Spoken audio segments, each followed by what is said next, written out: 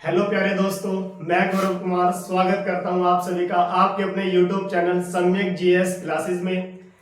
और आज हम इसी कड़ी को आगे बढ़ाते हुए आज एक नई क्लास लेकर के आपके साथ जुड़ चुके हैं। और आज ही क्लास में हम जो टॉपिक लेकर के आए हैं, संविधान का जो भाग 2 है, आज हम उसके ऊपर विचार विमर्श करेंगे। चलिए देखते हैं कि संविधान का जो भाग 2 है उससे संबंधित क्या क्या प्रावधान दिए गए हैं। आइए समझने की कोशिश करते हैं। तो संविधान का जो भाग 2 है आज हम उसको पढ़ेंगे।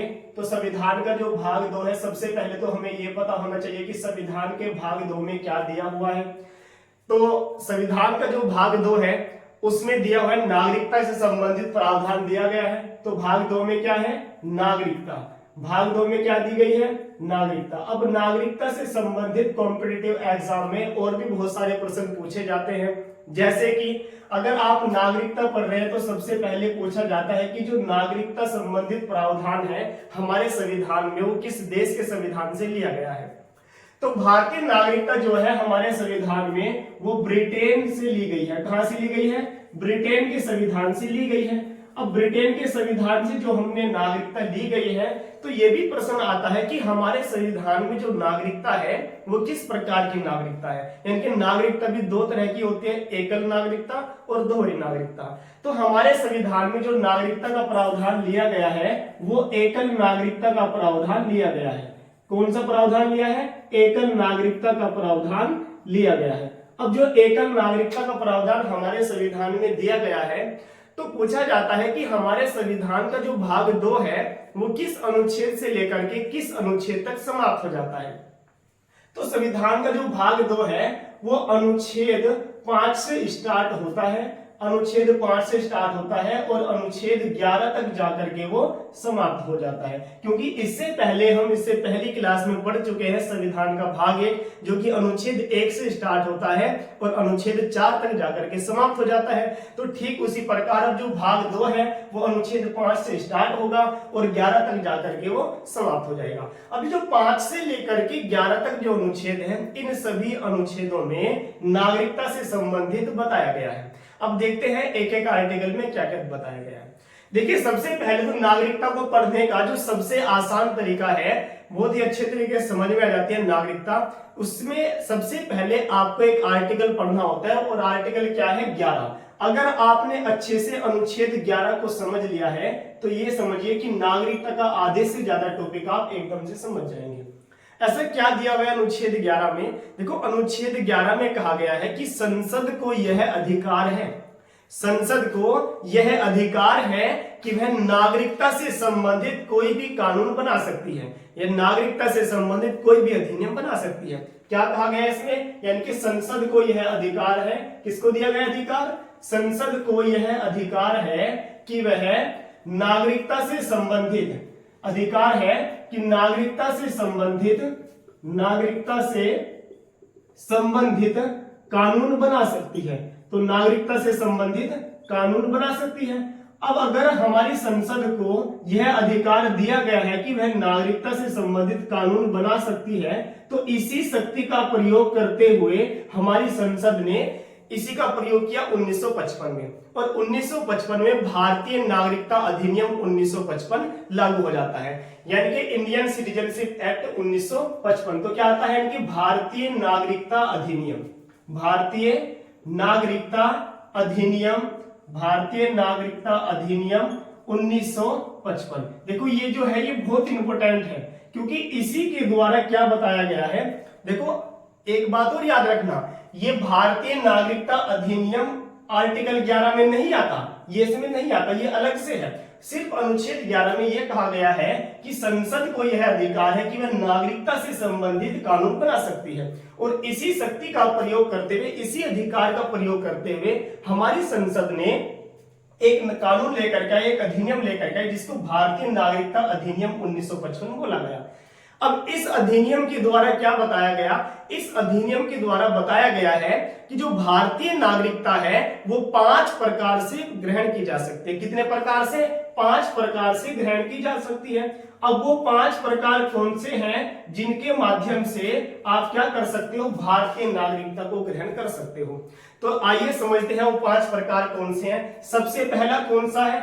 सबसे पहला है जन्म से, यानी कि आप जन्म से नागरिकता ग्रहण कर सकते हो। यह नंबर 2 कौन सा है? आप वंश परंपरा से कर सकते हो। किससे?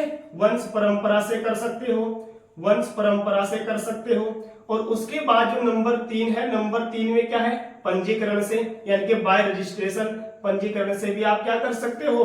नागरिकता ग्रहण कर सकते हो। और नंबर 4 पर क्या आता है? नंबर 4 पर आता है देशीयकरण, यानी कि देशीयकरण के माध्यम से भी आप क्या कर सकते हो? नागरिकता ग्रहण कर सकते हो। और नंबर 5 जो है वो क्या है? भूमि अर्जन से। किससे? यानी कि भूमि अर्जन से, भूमि अर्जन के माध्यम से। अब मैं आपको बताऊंगा कि इन 5 तरीके से किस प्रकार से नागरिकता ग्रहण की जा सकती है। वो 5 के 5 प्रकार हम अच्छे से पढ़ेंगे। लेकिन होता क्या है कि ये जो 1955 में ये जो अधिनियम आया था, लगातार इसमें परिवर्तन किए गए, लगातार इसमें संशोधन किए गए। अब इसमें जो संशोधन किए गए हैं, इसमें संशोधन किया गया था 1986 में संशोधन किया गया, इसमें संशोधन 1992 में किया गया, ठीक है, और लगातार इसमें संशोधन किए गए हैं। अब देखते हैं कि जो 5 प्रकार से नागरिकता ग्रहण की जा सकती है, उसमें जन्म से किस प्रकार से नागरिकता ग्रहण की जा सकती है। देखो, जन्म से का यहाँ पर मतलब ये है कि हमारा संविधान ये कहता है कि जिस व्यक्ति, यानी कि एक डेट है यहाँ पर, यानी कि कब? 26 जनवरी 1950। और आप सभी को पता था कि इस दिन क्या है? इस दिन हमारा संविधान लागू होता है, यानी कि गणतंत्र दिवस मनाया जाता है।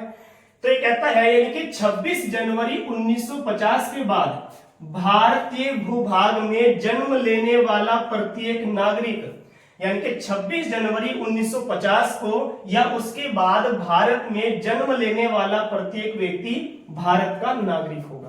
क्या कहता है? इनके भारत में जन्म लेने वाला प्रत्येक नागरिक भारत का नागरिक कहलाएगा। अब ये तो बात होती है तब से, लेकिन उसके बाद हमारे यहाँ पर संशोधन हुआ 1986 में, क्योंकि अगर भारत में ऐसा प्रावधान है कि भारत में जन्म लेने वाला प्रत्येक व्यक्ति भारत का नागरिक होगा, तो ऐसे तो क्या होगा? ऐसे तो इसका हनन हो जाएगा, यानी कि इसका उल्लंघन हो जाएगा। उल्लंघन कैसे होगा? इसका उल्लंघन इस प्रकार से होगा, यदि हमारे देश में कोई घुसपैठिए घुस जाते हैं, ठीक है, और आने वाले समय में क्या होता है? उनकी संतान उत्पन्न हो जाती है। अगर उनकी संतान उत्पन्न हो जाती है तो जाहिर सी बात है, तो जन्म से तो वो भी भारत की क्या कहलाएंगे? नागरिक कहलाएंगे।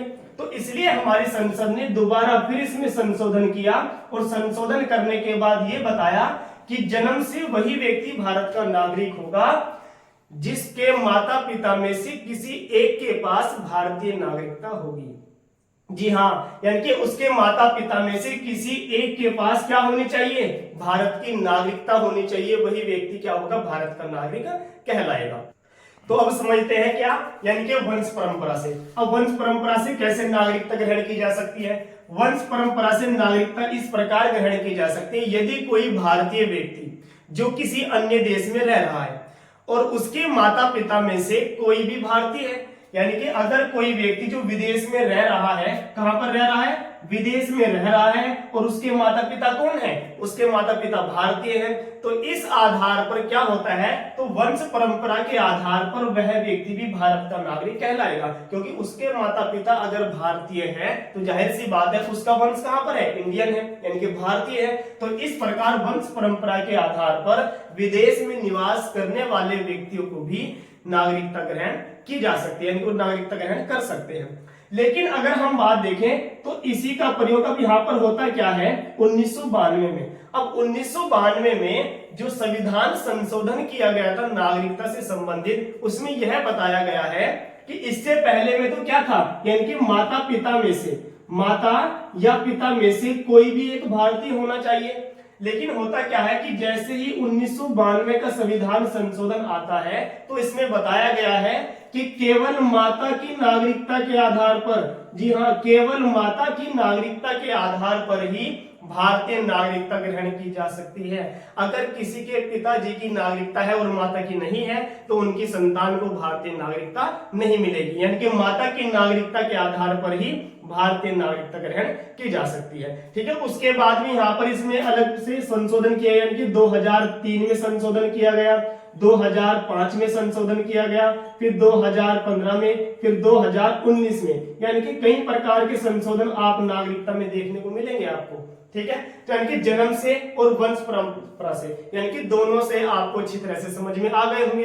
अब देखते हैं यानी कि पंजीकरण से कैसे नागरिकता ग्रहण की जा सकती है।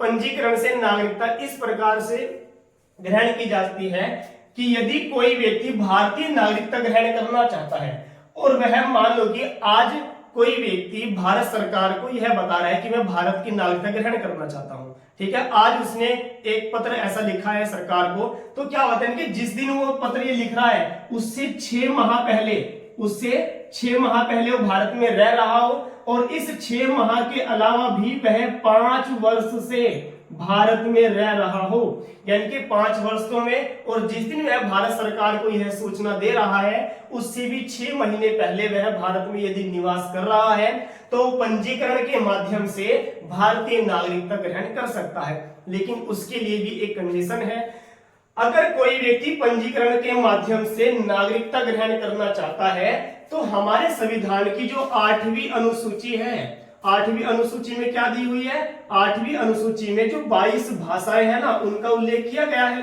तो वो कहता है कि इन 22 भाषाओं में से किसी एक भाषा का वो व्यक्ति अच्छा जानकार होना चाहिए। ठीक है, यानी कि उसी व्यक्ति को नागरिकता दी जाएगी जिसको इन 22 भाषाओं में से एक भाषा का अच्छी तरह से ज्ञान प्राप्त होगा। तो इस प्रकार से पंजीकरण के माध्यम से नागरिकता ग्रहण की जा सकती है। यहाँ पर इस तरह का होता है, यदि कोई विदेशी महिला है और वह किसी भारतीय पुरुष से विवाह कर लेती है तो उसको भी पंजीकरण के माध्यम से नागरिकता दी जा सकती है, लेकिन उसको भी पहले 5 वर्ष तक भारत में निवास करना पड़ेगा, तभी यहां से क्या मिलेगी, उसको नागरिकता मिलेगी। उसके बाद आता है देशीयकरण। देशीयकरण से कैसे नागरिकता ग्रहण की जाती है? देशीयकरण से नागरिकता इस प्रकार से ग्रहण की जाती है, मान लो कि कोई व्यक्ति है वो फिलहाल वयस्क है, यानी कि उसने अपने देश की नागरिकता का तो परित्याग कर चुका है और वह भारत में रह रहा है और भारत सरकार को भी यह बता चुका है कि मैंने अपने देश की नागरिकता का परित्याग कर दिया है और मैं पिछले 10 वर्ष से लगातार भारत में निवास कर रहा हूं। यानी कि अगर कोई व्यक्ति 10 वर्ष तक लगातार भारत में निवास करता है तो भारत सरकार उसको देशीयकरण का प्रमाण पत्र जारी करती है और देशीयकरण के प्रमाण पत्र जारी करके उस व्यक्ति को भारतीय नागरिकता दे दी जाती है। तो इस प्रकार से देशीयकरण के माध्यम से भी क्या होता है, भारतीय नागरिकता प्राप्त की जा सकती है। उसके बाद लास्ट बचता है आपका भूमि अर्जन से। भूमि अर्जन से कैसे नागरिकता ग्रहण की जा सकती है? जैसा कि पिछली क्लास में हम बता चुके हैं, आर्टिकल 2। आर्टिकल 2 क्या है? संघ में नए राज्यों का प्रवेश। यदि भारतीय संघ में, अब यहां पर देखो एग्जाम्पल के तौर पर, ये हमारा एक छोटा सा भारत बना दे रहा हूं भाई मैं, अच्छे से समझ लेना इसके माध्यम से। अब मान लो कि यहां पर ऐसे समझते हैं कि यहाँ पाकिस्तान का कोई क्षेत्र है और इस भूभाग को हम अपने संघ में मिला रहे हैं, यानी कि भूमि का अर्जन कर रहे हैं। अगर इस भूमि का अर्जन हम इस संघ में कर रहे हैं तो इस क्षेत्र में निवास करने वाले जितने भी व्यक्ति हैं, ठीक है, यानी कि इस क्षेत्र में, इस जमीन में, इस भूभाग में जो निवास करने वाले जितने भी व्यक्ति हैं वो अपने आप ही भारत के नागरिक मान लिए जाएंगे।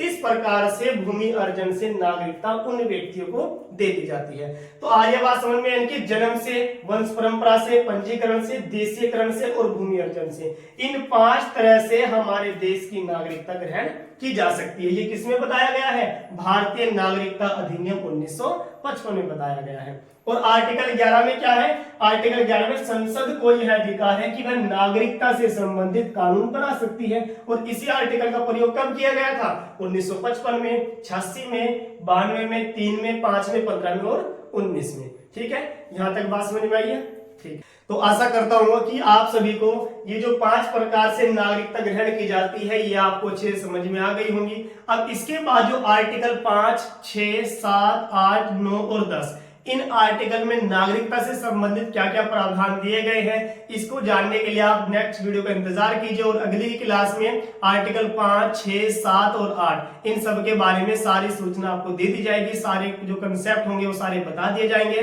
तो इंतजार कीजिए नेक्स्ट वीडियो को। और अगर ये वीडियो आपको पसंद आ रही है तो इसको लाइक और शेयर कीजिए और हमारे चैनल को सब्सक्राइब कीजिए। और आपके जितने भी साथी जो कॉम्पिटिटिव एग्जाम की तैयारी कर रहे हैं उनको ये वीडियो शेयर कीजिए। ठीक है, थैंक यू, धन्यवाद।